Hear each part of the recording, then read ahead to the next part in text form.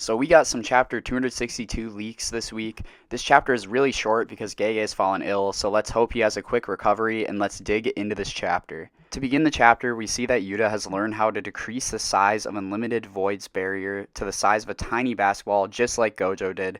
I'd like to think Gojo's super proud here. Seeing Yuta utilizing his strategy when he initially fought Sukuna is really cool to see. It is then revealed that Gojo's strategy versus Sukuna was to make sure his barrier domain was small enough to withstand Malevolent Shrine for around 3 minutes. Yuta can do the same strategy because Sukuna is essentially at 1 HP right now. He's super weak. He's nowhere near the level he was when Gojo was fighting him. We then learn that Yuta and Gojo had soul swapped so Yuta could train with his barrier techniques. This makes a lot of sense. It was something that they definitely should have done, and of course they did.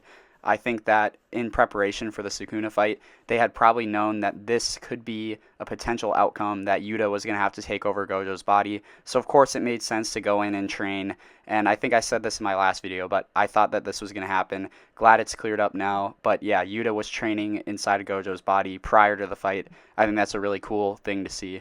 A bit of a side note here, but I really like all the flashbacks we get or explanations to certain aspects of the fight, and they kind of occur when needed in the fight. But I think that this is something that in the anime they could expand upon and add more scenes potentially, just so we can see these beloved characters more. I know that it probably would break up some of the pacing of the fights, but I think a little extra detail here and there would go a really long way. But I really like that we're getting these explanations kind of throughout the fight. We then see a panel where Yuta and Sukuna both declare they will destroy each other's domains within 3 minutes. Sukuna says after he destroys Unlimited Void, he'll expand his domain and kill everyone. Yikes. We then see Yuta use blue to pull Sukuna in towards him. This all but confirms Yuta can use purple. I'm really excited. Hopefully we can see him use Hollow Purple. Before he realizes it, Sukuna blitzes him and grabs onto Yuta and absolutely socks him in the face. I'd like to think Gojo is probably wincing here. Gojo never got punched in the face like this, so this is some kind of major disrespect from Sukuna. We never saw him ever get hit like that. And we learned that Sukuna used domain amplification to bypass Infinity and allowed him to actually hit Yuta. The chapter ends with a heart-wrenching scene. We see Rika holding on to Yuta's lifeless body, grieving. She's calling out his name in desperation. In my last video, I had speculated that Rika would now follow Yuta and Gojo's body, but it seems like Rika is fully connected to Yuta's physical body, so she's not following Gojo around, or I guess I should say Gojo's body around. So that is a little nerf for Yuta. He's still extremely powerful in Gojo's body, but you know, having Rika would have just been a one-up. But this final scene is super sad to see. I hope in the end Yuta will end up in his original body. It would just kind of give us better closure. But what a sad scene to end off on. And now we have 2 weeks to wait for the next chapter.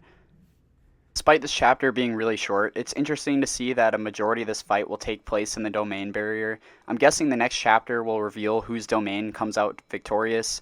And regardless of the winner, we'll probably see Yuji and Toto jump in to assist Yuta.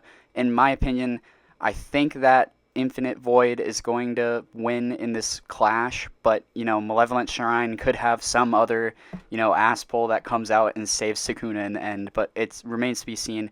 And this 3-minute battle is going to be really intense, I think. They'll probably be throwing hands while their domains are going at it, and I'm super excited to see that.